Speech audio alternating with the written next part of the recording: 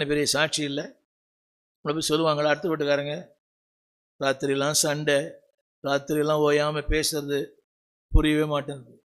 மாமியார் மருமக, புருஷன் மனைவி, ஓயாமல் டிவி சத்தம் வேற, பிள்ளைங்க சத்தம் வேற, நம்மளை பார்த்தாலே பயப்படுறாங்க. ஆனால் சத்தியம் சொல்லுகிறது அந்த வார்த்தை, நல்ல கவனிங்க, நல்ல வாருங்க. அந்த அடுத்த வார்த்தை, நீதிமானால் பட்டணம் கழிகூறும். 11ஆம் வசனம், 10ஆம் வசனம், நீதிமான்களால் பட்டணம். நம்புறீங்களா? என்னை கேட்கிற யாரானாலும், உங்களால் உங்கள் குடும்பம் கழிகூறும். வெளியே சொல்ல மாட்டாங்க, வெளியே திட்டுவாங்க நம்மளை. ஆமாம், ரொம்ப பக்தி தான், ரொம்ப பரிசுத்தம் தான், ரொம்ப பண்ணிக்கிறா.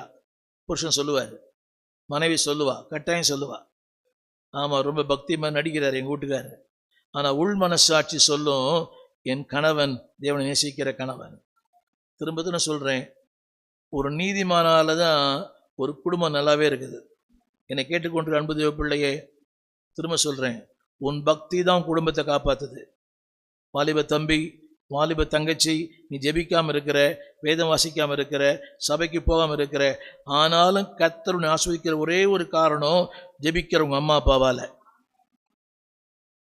சொல்ல மாட்டேங்க, ஜெபிக்கிற உங்கள் அம்மா அப்பாவால் தான் நீ ஆசீர்வாதமாக இருக்கிற.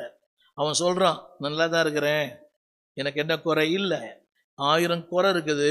அந்த வீட்டில் ஒரு நீதிமான் இருக்கிறான், அந்த வீட்டில் ஒரு நீதிமாட்டி இருக்கிறாள், கர்த்தரை நேசிக்கிற ஒருத்தி இருக்கிறார்.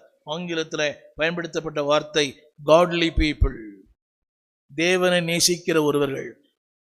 தமிழில் நீதிமான், ஆண்டவரை நேசிக்கிற, ஆண்டவரை ஆராதிக்கிற, ஆண்டவரை அன்பு கூறுகிற, ஆண்டவருக்கு பயப்படுகிற, ஆண்டவருக்கு கீழ்ப்படுகிற, ஆண்டு சித்தம் செய்கிற ஒருவன் உங்கள் வீட்டில் இருக்கிறனால தான் உங்கள் வீடு நல்லா இருக்குது.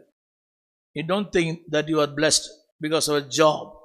உன் வேலையினால் நீ நல்லா இல்லை, உன் பணத்தால் நல்லா இல்லை, உன் வீட்டில் இருக்கிற ஜெபிக்கிற தாயினாலே, ஜெபிக்கிற தகப்பனால தான் நீ நல்லா இருக்கிற. நண்பு கணவர்மார்களே, நல்லா நம்பணும், நீங்கள் நல்லா இருக்கிறதே உங்கள் மனைவியின் ஜெபந்தான். மனைவிமார்களே, நீங்கள் நல்லா இருப்பதே ஜெபிக்கிற கணவன்மாரால் தான். வாலிப பிள்ளைகளே, நீங்கள் நல்லா இருப்பதே ஜெபிக்கிற உங்கள் அம்மா அப்பாவால் தான். நம்புறீங்களா? நம்பினால் ஆமீன் சொல்லலாமே. உங்களுக்கே உங்கள் மேல் நம்பிக்கை இல்லை நினைக்கிறத. உங்கள் வீடு நல்லா இருக்குது காரணமே சம்பாத்தியம் இல்லை, பணம் இல்லை, உங்கள் ஒருத்த நிமித்தம்தான் கர்த்தர் உங்களை ஆசீர்வதிச்சிருக்கிறார். ரொம்ப பேருக்கு புரியல. நீங்கள் வீணாய் சபைக்கு வருவதும் ஆராதிப்பதும் கர்த்தரை வீணாய் இல்லை, உங்கள் நிமித்தம் என்னது? சத்தமாக சொல்லுங்க,